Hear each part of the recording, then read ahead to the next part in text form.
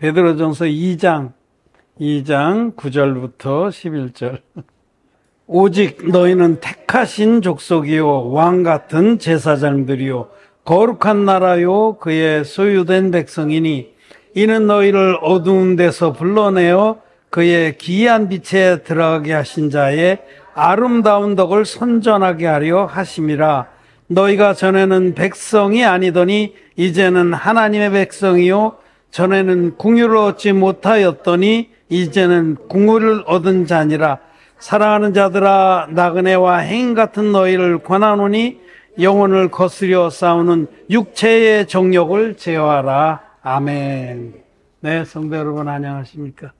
네, 온라인으로 함께 예배드리는 거듭난 의인들, 하나님 자녀들, 왕같은 제사장들, 거룩한 나라들, 네, 반갑습니다. 또 사랑합니다. 네, 오늘은 베드로전서 2장의 이 말씀, 우리가 누구인가, 우리가 어떤 존재가 되었나를 우리 확인하고, 이런 존귀를 입은 우리들이 남은 때를 어떻게 살 것인가, 어떻게 사는 것을 하나님 기뻐하시나. 주님은 사랑하는 자들아 나그네와 행인 같은 너희를 권하노니 영혼을 거스려 싸우는 육체의 정욕을 제어하라 라고 권고하십니다. 오늘 이 말씀을 우리가 잘 아는 말씀이지만 한번 다시 같이 나누고 마음에 새기기를 원합니다. 올해 우리나라의 지금 큰 갈등 중에 하나가 의대 정원 문제입니다. 우리나라의 그 학생들, 공부 잘하는 학생 중에 10명이면 9명이 의대 가기를 원합니다. 그게 바람직한 일이 아니에요. 왜냐하면 우리 사회가 발전하고 또 필요로 하는 그런 인재는 의사만은 아니거든요. 그래서 지금 큰 문제가 이제 옛날에는 그 상위권자들이 5명 중에 이과생 중에 5명 중에 4명이 그 자연과학을 했어요. 특별히 물리학을 많이 해서 우리나라가 지금 대단한 그런 과학자들을 상당히 많이 가지고 있는데 지금 막 그 과학자들이 그 예산의 문제 이런 것 때문에 많이 떠난다고 그럽니다. 지금 그거 심각한 문제예요, 사실은. 내가 웬만하면 정치 얘기 안 하려고 하는데 심각한 거 사실이에요. 과학자들이 떠나면 우리 미래가 없습니다. 그런데 지금 더 문제는 그래도 공부 꽤나 한다는 이과생들 10명 중에 9명 의대를 가려고 그래요. 그러니까 그 부모들은 그리고 이제 의대 정원을 한 1년에 2,000명을 늘린다니까 좋아하는 사람도 있겠지만 거시적으로 볼 때 이건 큰 문제입니다. 아무튼 그럼 왜 그렇게 의대를 많이 가려고 그러냐? 의사가 돈을 잘 보고 존경받기 때문에. 의사들이 그걸 알기 때문에 의사들이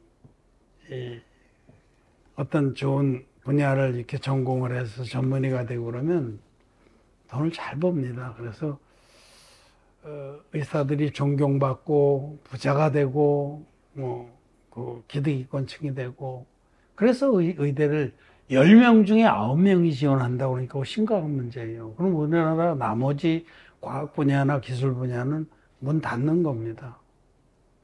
제가 얘기 드리고자 하는 거는 의사들이 그렇게 존경받는 이유는 그들이 생명을 다루기 때문에 사람에게 제일 보편적으로 이 세상 사람들이 제일 중요한 건 생명이거든요. 의사들이 사람들의 병을 고쳐주고 생명을 연장시켜주는 그런 가장 귀한 분야에서 일을 하기 때문에 그들이 대접도 받고 존경도 받고 그렇게 그 출세를 하는 겁니다. 그런데 육체의 생명보다 더 중요한 게 영혼의 영생입니다. 영생. 비교할 수 없습니다. 사람이 천하를 다 얻고도 자기의 영생을 잃어버리면 무슨 소용이 있겠냐라고 주님이 말씀하셨어요. 그 진리입니다. 영혼의 생명, 우리 영혼들이, 각자의 영혼들이 하나님의 은혜를 입어서 죄의 사함을 받고 영생을 얻는 것, 천국 영생을 얻는 것보다 귀한 건 없습니다. 그것과 비교할 수 있는 가치는 이 땅에 없습니다. 그런데 우리가 바로 그 영혼의 의사들이 됐다는 겁니다. 우리는 이 진리의 복음으로 거듭난 우리들은 영혼의 의사들이에요. 저와 여러분들은 우리가 먼저 죄의 병을 깨끗이 치료받아서 전문의가 된 거예요. 죄의 병에 대해서는 우리가 전문입니다. 저와 여러분들이 완전 전문입니다.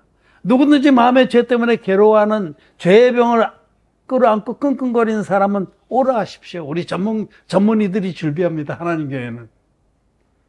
그래 오면은 전문의들이 하나씩 맡아가지고 그 마음을 쭉 갈라서 당신의 마음 상태는 이런 병이 있고 이런 병이 있어서 이런데 우리 영혼의 대의사신 예수님께서 이 병을 어떻게 치료해 줬는지 그 진리의 복음을 전해서 그 영혼들이 죄의 병을 깨끗이 떨쳐버리고 하나님의 자녀로 영원한 생명을 얻은 자들로 천국의 후사들로 고침을 받는 겁니다. 우리는 영혼의 의사들이다. 보통 사람들이 아니다. 저 여러분도 보통 사람이 아닙니다. 사람들이 우리를 몰라서 그렇지.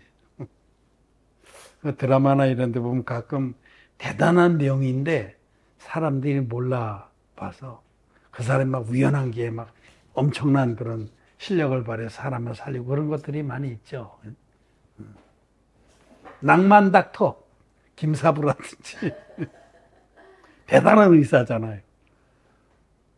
우리는 영혼에 관해서는 죄의 병을 고치는 데 있어서는 우리가 대단한 의사들입니다. 그래서 오늘 이 놀라운 선포 앞에 우리는 아멘을 하는 겁니다. 베드로전서 2장 9절에 오직 너희는 택하신 족속이요 왕 같은 제사장들이요 거룩한 나라요 그의 소유된 백성이. 여기 왕 같은 제사장들이 바로 영혼의 의사라는 뜻입니다. 구약의 제사장들은 무슨 일을 하는 사람들이냐면 구약 백성들이 죄를 짓고 끙끙거리면서 염소를 끌고 오면 양을 끌고 오면 그들을 인도해서 그들이 죄사함을 받게 하는 의사들이 있어요. 영혼의 의사들이 구약의 제사장. 응? 그들은 속죄제사에 감춰진 속죄제사에 계시된 구원의 법을 잘 알고 있는 그게 바로 전문이에요. 전문의. 죄의 병에 관해서 구약의 제사들이 전문의였다면 이 시대에 이 신약의 죄의 병에 관해서 전문의가 바로 거듭난 저와 여러분들입니다. 먼저 죄사함 받고 죄의 병을 깨끗이 치료받은 우리들은 우리 안에 그 치료법이 완전히 숙지가 되어 있습니다. 누구든지 죄 때문에 괴로워하는 사람 오라 하십시오. 찬송가에 보면 죄 있는 사람아 이리로 오라. 주 예수 앞에 오라. 그 거듭나지 못한 그런 기독교인들은 그 노래 찬양을 부르면서도 마음에 담대함이 없습니다. 진짜 죄 있는 사람이 와서 난 죄가 있는데 어떻게 하면 죄가 없이 깨끗이 고침을 받겠습니까? 나만 장군이 엘리사 앞에 가서 어린아이 같이 그렇게 깨끗하게 고침을 받았는데 우리가 바로 엘리사고 이 시대의 하나님 종들입니다. 전문의들입니다. 죄의 병에 관해서 왕 같은 제사장들입니다. 그래서 우리가 존귀한 거예요. 우리가 보통 존귀하지 않았습니다. 여러분, 우리는 루저가 아닙니다. 우리가 이 세상에서 가장 성공한 사람들. 지금 이 세상에 의사들 중에 막 이름 날리고 그래서 막 대단한 그런 병원 원장하고 이런 분들은 우리 성공했다고 그러잖아요. 우리에 비하면 아무것도. 그들은 잠시 고쳐줬다가 다시 죽으면 지옥 갈 그런 육신의 일을 하는 의사들이지만 우리가 일을 해서 우리 영혼의 전문의들이 일을 해서 어떤 영혼이 죄사함 받으면 그건 영생하도록 축복을 받는 일입니다. 우리가 왕 같은 제사장이라는 이 사실을 여러분 잊지 마시기를 바랍니다. 우리 모두는 왕 같은 제사장이에요. 그 말은 정말 영광스럽고 권세가 있다 이런 뜻이에요. 왕이 얼마나 영광스러워요. 그 앞에 감히 고개를 못 들어요. 우리 앞에 누가 하나님의 의에 대해서 고개를 들겠습니까? 말도 안 되는 소리라고 있죠. 제가 어제 밤에 자려고 그러는데 뭐 유튜브에 뭐 떠서 그런 걸 보니까 자꾸 이게 그렇게 이제 자주 보는 걸 띄워줘요. 그걸 뭐라고 그래 인터넷 용어로. 근데 돌아가셨지만은 유명한 옥모식이라는 설교자가 있습니다. 그다음 되게 기독교인들이 많이 좋아하고 지금도 많이 보고 그러는데 어제는 무슨 주제를 갖고 이렇게 떠서 그러냐면 정말 로마서 9장의 그 선택설에 대해서 하나님의 선택은 무엇인가를 제가 듣다 정말 너무 말도 안 돼가지고 그냥 꺼버렸어요. 소경을 인도하면 둘 다 구덩이에 빠져 멸망합니다. 또 오늘은 내가 한번 어제 봤다고 또 다른 게 떴는데 성경이 없어도 로마서 8장만 있으면 구원을 받습니다. 그런 걸 떴어요. 성경이 다 없어져서 로마서 8장만 있으면 구원을 받는데요. 아닙니다. 로마서 8장만 가지고는 아닙니다. 혹시 로마서 6장까지 같이 얘기하면 거기에는 예수 그리스도의 세례에 관한 말씀이 있기 때문에 또 요한에서 5장에 있는 그 비밀은 어떻게 풀 거예요? 성경 전체는 아무것도 빼놓을 수가 없습니다. 너희는 여호와의 책을 자세히 살펴보라. 그 중에 하나도 빠진 것이 없고 하나도 짝이 없는 것이 없느니라. 이사야 34장 말씀. 여러분 성경 어떤 걸 빼버리면 구원의 역사가 일어나지 않습니다. 성경 전체가 하나도 뺄 수 없는 완전한 책입니다. 그런 신소리 나고 정말 무식하면 용감하다는 그런 말이 있는데 너무 제목을 용감하게 뽑았어요 제가. 거듭나지 못한 자들, 예수 믿고도 마음에 죄가 있는 자들은 그냥 자기가 영적 소경인지 알아야 됩니다. 예수님께서 요한복음 8장에서 그 변론하신 제일 끝에 말씀하시잖아요. 바리새인들이 우리도 소경인가 하고 반론을 펴자 너희가 소경이었다면 죄가 없으리니와 본다고 하니 너희 죄는 그저 있느니라. 지금 거듭나지 못한 기독 죄인들이 목사 짓하고 신학자 짓하고 뭐 사고 뭐 강도 사고 전도 사고 선교 사고 자기 죄의 병도 치료하지 못한 자들이 어떻게 제사장이 되겠어요? 자기가 먼저 진리의 말씀으로 흰눈같이 죄사함 받은 자들만이 왕 같은 제사장이 될 수 있는 겁니다. 왕 같은 제사장, 권세가 있는 거예요. 영광이 있고. 우리는 왕 같은 제사장들입니다. 저와 여러분들은 지금 환자가 안 와서 손이 근질근질해. 이 칼을 잡고 집도를 해야겠는데 참 사람들이 다 속아서 예수 믿고도 죄가 있는 것이 진리인 줄 알고 보편적으로 다 죄가 있으니까 괜찮은 줄 알아요. 사람 심리가 그래요.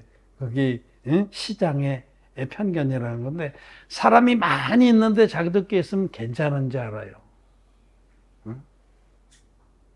근데 마음에 죄가 있으면 지옥 갑니다. 죄의 삭은 사망입니다.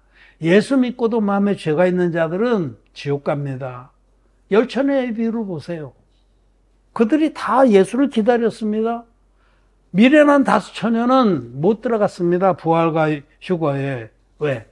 죄가 있었기 때문에. 성령이 없었기 때문에. 올바른 진리의 복음으로 예수님 만나지 못한 자들이기 때문에. 우리는 누구라고요? 왕 같은 제사장이다. 이 신분을 먼저 확인해야 돼요. 이 대단한 거예요. 우리가 이 땅에서 이 땅의 기준들, 이 세상에 거듭나지 못한 세상 사람들 기준으로는 우리가 여러 가지 부족한 것도 있고 모자라는 것도 있고 결핍된 것도 있을 수 있어요. 그렇지만은 그건 다 지나가는 겁니다. 이 세상이나 이 세상에 있는 것들을 사랑치 말라. 이 세상에 있는 것은 육체의 정욕과 안목의 정욕과 이생의 자랑이니 이것들은 다 지나가는 거다. 하나님께로부터 온 것이 아니다. 다 지나가는 겁니다. 물질도 명예도 권력도 우리의 삶도 다 지나가는 겁니다. 영원한 것은 하나님이 우리에게 주신 영생입니다. 영원한 생명. 그것만이 영원합니다. 우리는 그것을 얻었습니다. 그래서 이 세상에 어떤 것으로도 바꿀 수 없고 얻을 수 없는 그 영생을 얻은 자들이기 때문에 우리가 가장 성공한 사람들이다. 우리가 가장 행복한 자들이고 가장 출세한 자들입니다. 누구도 비교할 수 없습니다. 부러우면 지는 거라고 그랬죠. 이 세상 사람들이 혹시 부럽다면 여러분 아직 믿음이 덜 된 거예요. 이 세상 사람들이 우리를 왕같은 제사장들을 부러워하고 존경하고 와서 나만 장군이 엘리사에게 와서 내 문둥병을 고쳐주십시오 했듯이 우리에게 와서 나의 죄의 병을 고쳐주십시오 하는 게 정상입니다.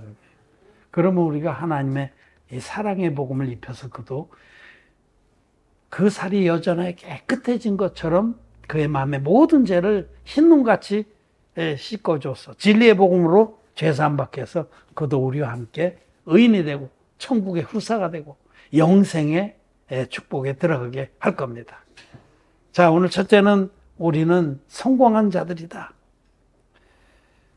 세상 사람들 눈에 보기에는 아무것도 없는 자 같지만 모든 것을 가진 자로다 라는 사실을 먼저 여러분 믿음으로 확인하고, 둘째, 이런 우리들, 이런 존귀한 신분을 받게 하신 것은 우리로 하여금 먼저 우리가 어두운 가운데서 부르심을 받고 그의 기이한 빛의 세계에 들어간 우리들이 먼저 하나님의 의의 축복을 경험한 우리들이 이 의의도를 전파하게 하신 겁니다. 이 의의도, 진리의 복음을 전파해서 아직도 죄 아래 갇혀 있는 그런 신음하는 자들, 그냥 놔두면 분명히 지옥 갈 자들에게 하나님의 은택을 입혀 주라고 우리를 그렇게 부르신 것입니다. 라고 여기 말씀하셨습니다. 이는 너희를 어두운 데서 불러내어 그의 기이한 빛에 들어가게 하신 자의 아름다운 덕을 선전하게 하려. 아름다운 덕이 복음입니다, 여러분. 물과 피의 복음, 피만의 복음 말고, 내가 어제 제자 훈련하고 저기다 갖다 놨어. 컵도 둘로 또 하나 더 만들어야 돼. 물과 피의 복음. 요한에서 5장 6절에 말씀하셨듯이 이는 물과 피로 임하신 자니 예수 그리스도시라. 아니, 그런 책들 다 없애놓고 어떻게 구원을 받아? 예수님은 물과 피로 임하신 분이라고 성경은 분명하게 말씀합니다. 예수님은 요단강물에서 받으신 세례로 세상 죄를 지고 간 하나님의 어린 양이 되시고 세상 죄를 지고 십자가에 가셔서 당신의 피로 다 이뤘다기까지 깨끗이 갚아주신 구원의 주님이십니다. 그 구원의 주님 만난 자들은 진리의 복음으로 그 아름다운 덕으로 만난 그런 믿음의 사람들은 값없이 죄의 사함을 받고 의인이 됩니다. 의인, 죄가 전혀 없는 의인이 됩니다. 그게 거듭남이에요. 거듭남이라는 것은 죄가 마음에 있었던 죄인이 하나님의 아름다운 덕인 진리의 복음 만나서 믿음으로 흰눈같이 죄사함 받고 죄가 전혀 없는 의인 되는, 죄인이 의인 되는 역사가 거듭나는 겁니다. 군뱅이가 매미가 되듯이. 그런 비밀을 어떻게 알겠어요? 그것은 진리의 복음으로 영혼의 전문의가 된 하나님 백성들, 하나님 일꾼들을 만나야만 되는 겁니다. 왕같은 제사장들을 만나야만 그들이 그 어둠에서 벗어나서 빛의 자녀로 놀라운 축복을 받게 되는 겁니다. 우리도 전에는 하나님 백성이 아니었고 우리도 전에는 어둠의 자식들이었습니다. 죄가 가득했습니다. 예수님 믿었지만 십자가의 피만 믿을 때 날마다 죄 때문에 괴로워서 회개 기도를 하고 그래도 마음의 죄는 없어지지 않았었습니다. 어둠에 속했었습니다. 그런데 이 진리의 복음 만난 후에 이 복음을 믿어서 우리는 흰눈같이 죄사함 받고 빛의 아들들이 됐습니다. 하나님 백성이 됐습니다. 이제는 궁유를 입었습니다. 이런 우리들에게 주님께서 이제 11절의 말씀으로 남은 생애를 어떻게 살 것이냐를 권고하십니다. 11절 같이 한번 읽겠습니다. 시작. 사랑하는 자들아, 나그네와 행인 같은 너희를 권하노니 영혼을 거스려 싸우는 육체의 정욕을 제어하라. 이 말씀입니다. 사랑하는 자들아, 거듭난 우리들을 부르시는 거예요. 하나님은 사랑을 입은 자들이고 그 사랑에 응답하는 자들이 사랑하는 자들. 사랑하는 자들을 부르시면서 뭐라고 우리를 규정하시냐면 나그네와 행인이다라고 규정하십니다. 우리 이 땅에서 살아가는 그 시간이 나그네와 행인입니다. 나그네와 행인. 우린 여기 영원한 우리 집이 아닙니다. 영원한 우리 집은 또 하늘에 있습니다. 이 땅은 나그네 길입니다. 이 땅은 나그네 길입니다, 여러분. 우리는 잠시 지나가는 겁니다, 이 생애를. 이게 진리입니다. 여기 영원한 처소가 아닙니다. 행인입니다. 나그네와 행인 똑같은 거예요. 그냥 지나가는 사람. 우리 이 땅을 지나가는 사람. 진리입니다. 그리고 우리 끝내 누구든지 한번 육신의 죽음을 맞습니다. 한 번 죽는 것은 사람에게 정하신 일이요. 히브리서 9장의 말씀 정했어요. 절대로 여기 예외가 없습니다. 저도 그렇고 여러분도 그렇고 반드시 죽습니다. 피할 길이 없는 거예요. 그 후에는 심판이 있습니다. 한 번 죽는 것은 사람에게 정하신 일이요, 그 후에는 심판이 있는데 거듭난 의인들은 심판을 건너뜁니다. 사망에서 생명으로 넘어갔느니라. 심판에 이르지 아니하나니 내 말을 듣고 또 나 보내신 이를 믿는 자는 영생을 얻었고 심판에 이르지 아니하나니 사망에서 생명으로 넘어갔다, 건너뛰었다 라는 겁니다. 우리는 그런 축복을 받았습니다. 그런데 이 나그네와 행인, 첫째로 저와 여러분은 우리의 생애는, 남은 생애는 나그네와 행인이다. 여기는 영원한 처소가 아니다라는 분명한 믿음이 있어야 됩니다. 그리고 이 나그네와 행인 같은 이런 올바른 지식에 사는 사람들은 그 나그네 길을 가는 동안에 이제는 우리 안에 주신 성령으로 인해서, 죄사함 받은 의인들에게는 성령이 계십니다. 성령께서 우리들을 인도하시고 권고하시고 깨닫게 하시는 의의 길을 가는 겁니다. 그때에 우리는 육체 안에 아직 있기 때문에 육체에서 끊임없이 거머리에게 두 딸이 있어서 다고다고 하느니라 라는 잠언처럼 우리 속에서는 끊임없이 다고다고 합니다. 우리 육체는. 육체의 욕망은 끊임없이 자기를 위해 달라고 자기의 그 좋음을 쫓으라고 합니다. 육체의 정욕. 여러분, 우리 모두가 육체의 욕망이 있어요. 그거는 죽을 때까지 끊임없이 일어나는 거예요. 우린 그 갈등 속에 있습니다. 육체는 자기를 위해 하라고 그래. 너만 위해서 살라고 그러고 네 욕심대로 하라고 그래. 그래서 성령께서는 하나님의 뜻을 쫓으라고 그래요. 그 나라와 그 의를 위해 하라고 그래요. 이 둘 사이에 갈등이 있습니다. 긴장이. 그때에 성령의 권고를 쫓아서 육체의 정욕을 제어하라고 말씀을 하죠. 그럴 때 우리는 삽니다. 그럴 때 우리는 영적인 사람이 되고 하나님이 주시는 기쁨과 하나님이 주시는 위로와 축복을 우리는 그때 누릴 수가 있는 겁니다. 지금 우리 낮에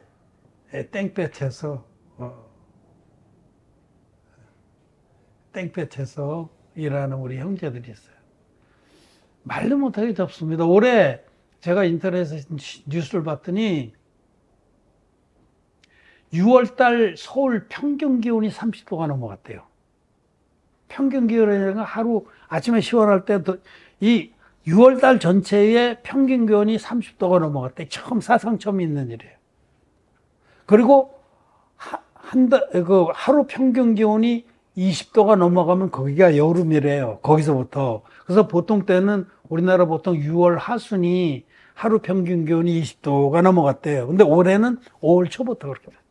그러니까 여름이 5월 초부터 시작된 거예요. 우리나라가 얼마나 더워졌는지 몰라요. 지금 심각한 거예요. 그래서 우리 육체로 일하는 형제들은 정말 고생이 많습니다. 우리 동역자 중에 뉴델리에 사는 센토시 목사였는데 53도 올라갔대요. 며칠 전에. 예. 뉴델리 역사상 처음이래요. 50도 안 넘어갔었는데 48도가 최고였는데 며칠 전에 53도 올라갔어요. 지금 전 세계가 그 지경입니다. 남의 나라는 우리나라 우리 형제들 생각할 때 정말 이 더위에 일하고 나면 탈진이 와요. 오늘 김재호 형제도 탈진이 와서 못 갈 것 같다 그랬었는데 육체는 그래요. 탈진이 오니까 이 도저히 주체를 못하고 좀 쉬어야 되고 그러나 그거를 제어하고 그래도 가서 반주라도 해줘야지 예배를 드리는데 그게 바로 성령의 소욕이에요. 성령의 소욕과 육체의 소욕이 갈등할 때 성령의 소욕으로 육체의 소욕을 제어하는 것이 믿음의 삶입니다. 우리 육체 이창환 형제, 임종수 형제도 마찬가지예요. 그분들도 더위에 뭐 어떤 때는 빨리 처리해야 되고 그러면 막 정말 다 뒤집어 쓰면서 말할 수 없는 그런 고생을 하고 저녁 때 쉬고 싶죠. 확실히 벗어 그냥. 육체의 소욕은 그렇습니다. 그러나 성령께서 믿음은 들음에서 나며 들음은 그리스도의 말씀으로 말미암으니라. 힘들어도 일단 켜놓고 일단 귓구멍이라도 열고 성령의 소욕은 육체를 거스리고 육체의 소욕은 성령을 거스리나니 이 둘이 서로 싸워서 하나님의 뜻이 이루어지지 않게 한다. 갈라디아서에 있는 말씀이에요. 이게 거듭난 우리들 안에 여전히 이 싸움이 있습니다. 그런데 주님께서 나그네와 행 같은 너희를 권하노니 육체를 거스려 싸우는 성령을 거스려 싸우는 육체의 정욕을 제어하라고 말씀합니다. 이것이 믿음입니다. 여러분 믿음에는 자기 부인이 필요해요. 자기 부인. 내 육체에서 일어나는 그런 욕망들을 성령의 소욕으로 제어해야 됩니다. 그럴 때 하나님이 마음에 새로운 그런 힘을 주시고 기쁨을 주시고 또 축복하십니다. 하나님이 살아계십니다. 하나님이 살아계시기 때문에 자기를 부인하고 성령으로 육체의 소욕을 제어하는 그런 믿음의 길을 갈 때 그때 하나님께서 그 모든 삶을 지키시고 축복하시고 아름답게 복을 주신다고 저는 믿습니다. 바울이 이제 3차 선교행을 끝내고 돌아왔다가 성전에서 붙잡혔어요. 그래서 그로 인해서 이제 참소를 받고 막 죽을 고비를 넘기고 그래서 어쨌든 그가 로마 시민이었기 때문에 로마 황제에게 참 상소를 했습니다.